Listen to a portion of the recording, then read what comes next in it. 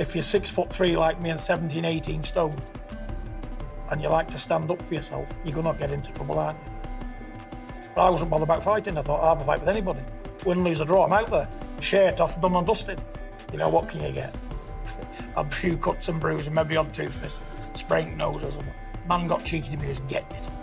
Right hand straight on the tip. Yeah, I know what you're saying. I don't think I let myself down there, but I didn't want to get in the ring to then have a roll around. Didn't fancy it, but I was looking round for you. Even your missus was... I worked all my life as a boxer to get to this point. I'm the #1 challenger, mandatory challenger, so I'll never get this slot again. I'll fight and I'll still beat him. No matter how I feel on the night, I won't feel. I'm a machine! Me! And can anybody question who I am here? If I take it, come on! We're fighting, men! My son! I'll fight him now, and I'll fight anyone in the building! John Fury just ended his career with one headbutt, and what happened next is absolutely wild. During what was supposed to be a standard face-off between John Fury and Carl Froch, emotions exploded into pure violence that has the entire boxing world losing their minds.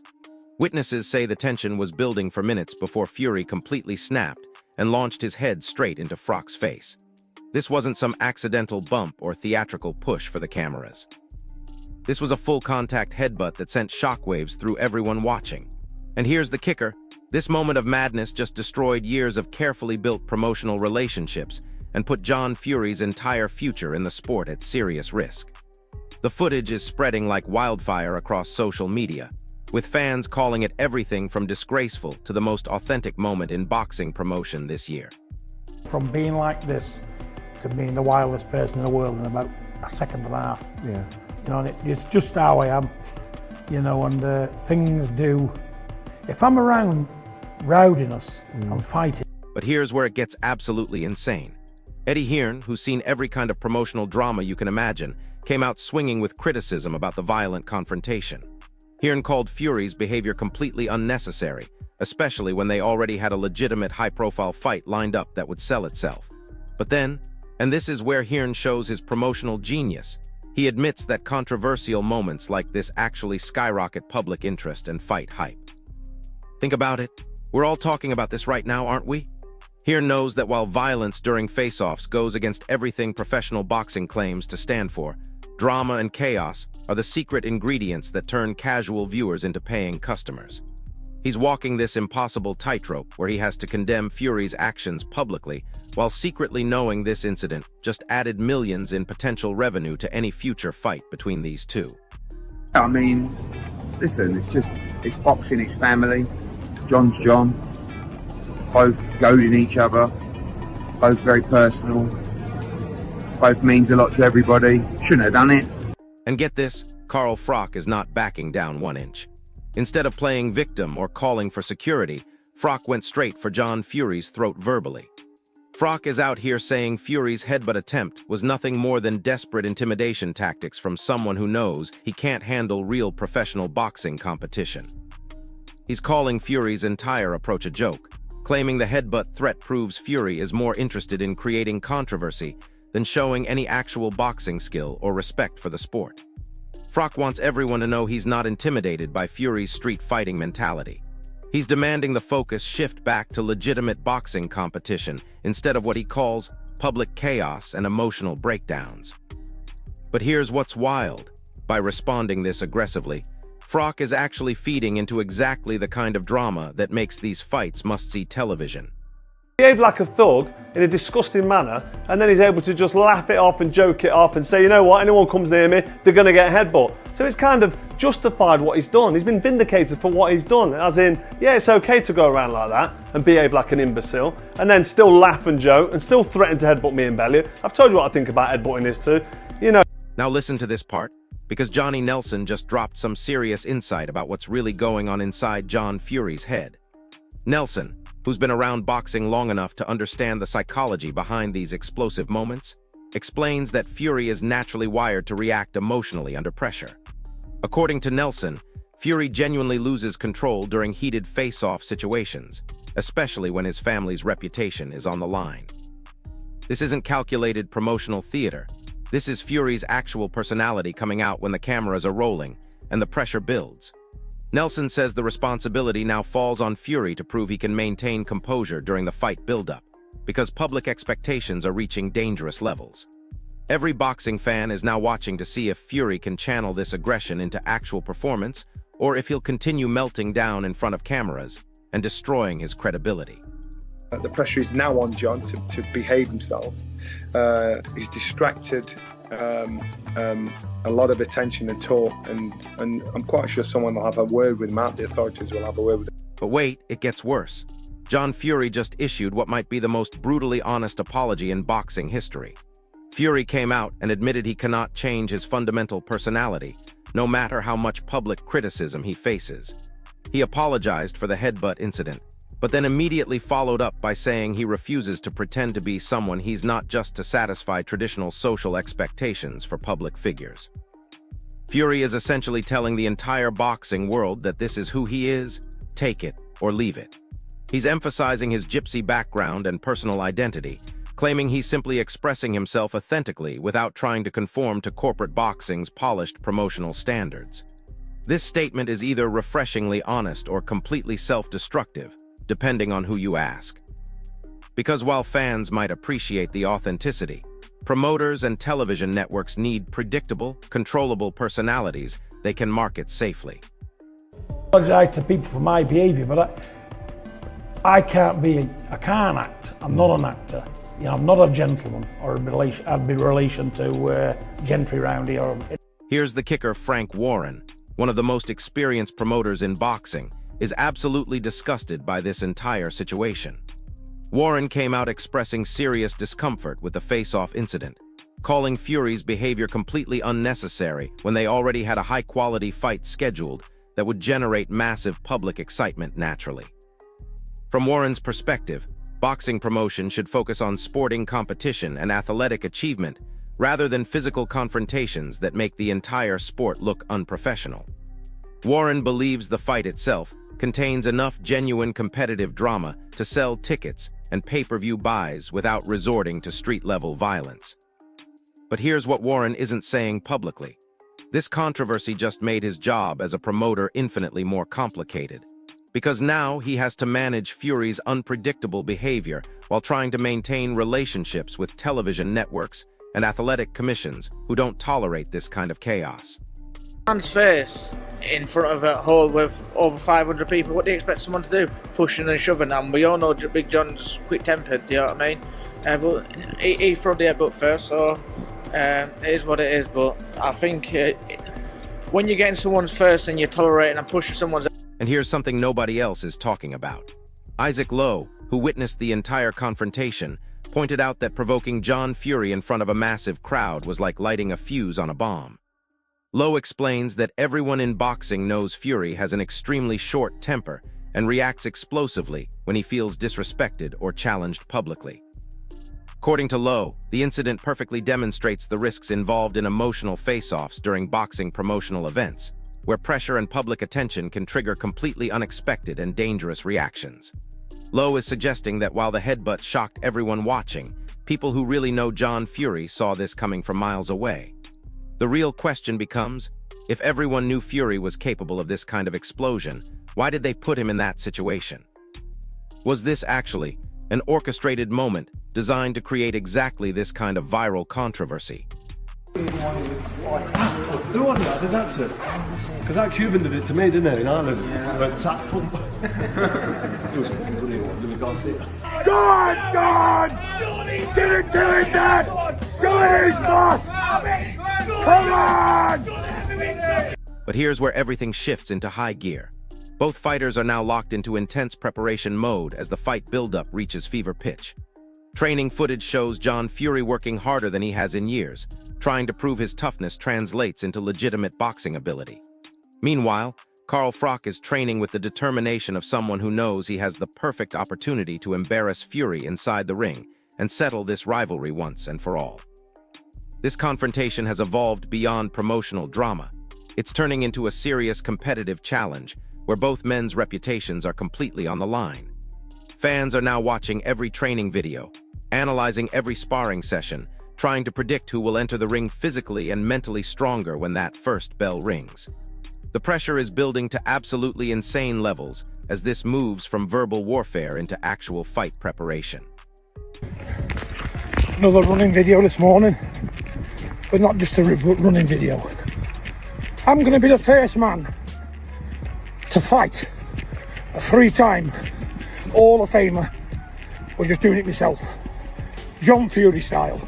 Running, bare knuckle, heavy bag, eating, living in the woods, chopping trees, eating the filth of the earth. I'm doing it gypsy style. And I'm going to prove to everybody out there. Come on, Johnny. And you're not going to believe John Fury's training philosophy. Fury is out here claiming he doesn't need professional coaching, modern sports science, or traditional gym systems to prepare for this fight. He's going full gypsy-style training, focusing on raw toughness conditioning methods like outdoor physical work and old-school strength building. Fury genuinely believes his unconventional approach will give him advantages over Carl Froch's technical boxing skills and professional preparation. While some fans see this as ultimate confidence in his natural fighting ability, others are questioning whether this approach can possibly be effective against someone with Froch's professional boxing experience and technical precision. This training debate has become another major talking point in the rivalry buildup, with boxing experts split on whether Fury's raw approach represents authentic toughness or complete delusion about what it takes to compete at elite levels. Yeah, anybody over 50, I'll fight him. I'm a fighting man. Any man born from his mother, I'll fight him. Over 50 years old, on the hard road, in the ring, in the pub, in the back of a gypsy caravan site. You're not a fighting man, because I'll have a fight with you. I'll fight you for a $5, I'll beat you for a $10. I'll do you both for 15. Where's the will? Carl Froch just made the most audacious claim in this entire rivalry. Froch is now saying he's willing to fight anyone over 50 years old, emphasizing his fighting spirit and competitive mindset that refuses to back down from any challenge. His statement reflects the aggressive personality that defined his entire boxing career, but it's also fueling massive online debate about whether this represents serious competitive talk or pure promotional hype. Froch's comments about being willing to fight in unconventional locations are adding even more drama to this rivalry narrative with John Fury. Boxing fans are now completely divided on whether Froch genuinely wants this fight to happen, or if he's simply playing into combat sports entertainment marketing that prioritizes controversy over legitimate athletic competition. The line between real rivalry and promotional theater has become completely blurred. And golden Carl Froch, and I know John Fury doesn't like Carl Froch. Carl Froch mentions him, although I haven't really watched much of Carl Froch's videos lately. But Carl Froch, I know, has mentioned John Fury in the past. He's had a go with John Fury. They actually talked about having an actual, was it an exhibition or a boxing type match? And John Fury, any man, any time, was saying words to the effect of, "Oh, I'll fight you, Carl Froch, but the money has to be right." And Carl Froch basically said, "All right, well, if we arrange payment, it can go to charity." Hold up, did you catch the financial angle that just emerged? The discussion between John Fury and Carl Froch has now shifted into serious business negotiation territory. According to multiple reports, Fury expressed genuine willingness to fight Froch if the payment terms were satisfactory, even suggesting charity fight options as possibilities for making the bout happen. Froch appeared open to organizing the fight if logistics and financial arrangements could be properly finalized. This reveals that the rivalry might not be purely personal animosity, but also influenced by business negotiation factors that drive modern boxing match arrangements. Promotional value and revenue sharing are playing major roles in whether this fight actually happens. The fact that both men are now discussing money openly suggests this confrontation has moved beyond emotional rivalry into legitimate business opportunity territory. What John does, he's very, very, very passionate around his sons when they're fighting, and it gets something out of him. I spoke to him literally face to face, and I said, well, what is upset? He said, I don't want people calling me out because I'll take any man. Arthur Davies just dropped some serious insight about what's really driving John Fury's explosive behavior. Davies explains that the emotional intensity surrounding this rivalry stems directly from Fury's personality, especially when it comes to protecting his sons during fight buildups. According to Davies, Fury's behavior is fueled by genuine passion rather than calculated promotional tactics. Davies mentioned speaking directly with Fury, who stated he absolutely hates being called out, and is willing to fight any man who challenges him publicly.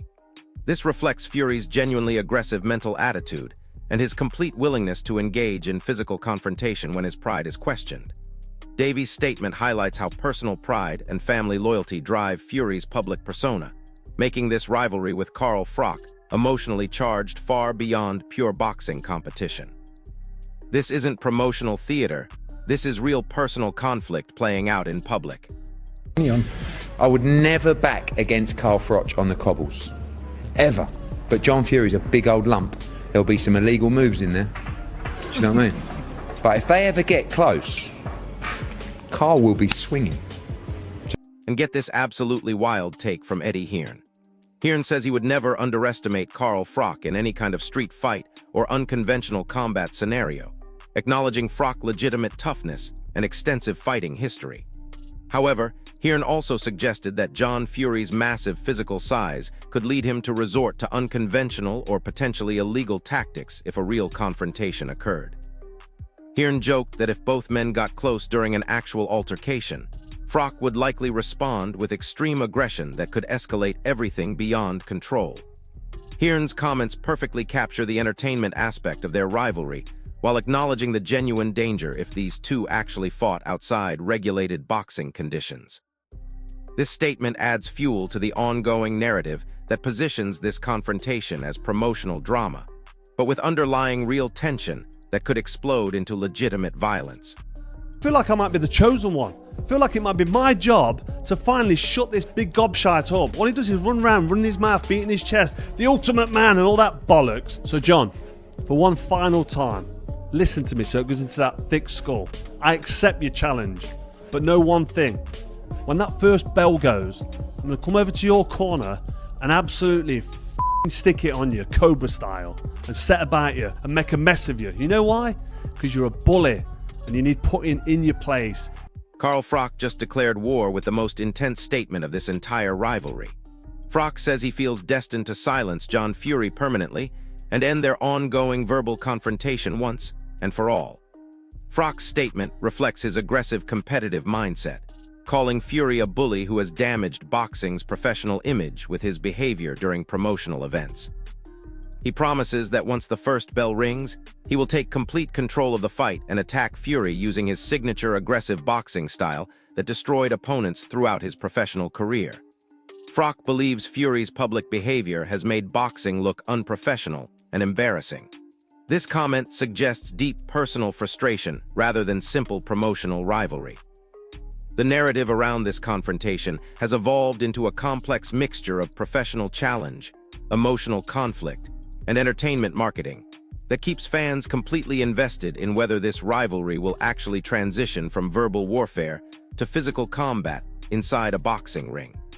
Froch, I'm fine because I'm quite sure Carl's going to rip the life out of John after today. I think John did a job. John did a job and got the excitement going, got people talking. That's exactly. You're bullied and you make a mockery of this sport. Johnny Nelson just explained exactly why fans are absolutely obsessed with this rivalry. Nelson believes the confrontation between Carl Froch and John Fury has successfully generated the kind of public interest and conversation that boxing desperately needs in today's entertainment landscape. Nelson suggests that while the face-off behavior appeared controversial and unprofessional, it actually helped build genuine excitement around fight promotion in ways that traditional marketing never could. According to Nelson, Fury's explosive actions during the event created discussion points that kept people talking about this matchup across social media platforms and boxing forums worldwide. Nelson also predicts that if this fight actually happens, Froch will target Fury aggressively inside the ring, using his technical skills to systematically break down Fury's raw fighting approach. The rivalry is being positioned as classic boxing promotion strategy, where controversy and genuine aggression combine to create must-see television that transcends traditional sports audiences. So there you have it. What started as a simple face-off exploded into the most controversial promotional moment of the year, complete with headbutts, death threats, and business negotiations that could actually make this fight happen. This isn't just about two men settling their differences anymore. This is about whether authentic emotion and real conflict can coexist with professional boxing's corporate promotional machine. And honestly, This rivalry has exposed the fundamental tension in modern combat sports between genuine competition and manufactured entertainment. The real question isn't whether John Fury or Carl Froch would win in a fight. It's whether boxing can handle personalities this authentic and unpredictable without completely losing control of its own promotional narrative. So here's my question for you, drop it in the comments. Do you want more real emotion like this in boxing promotion, or should fighters stick to safe, corporate-approved trash talk? If this breakdown helped you understand what's really happening behind the scenes, smash that like button, subscribe to the channel, and hit the notification bell because this rivalry is far from over and things are about to get even more explosive. I'll see you in the next one.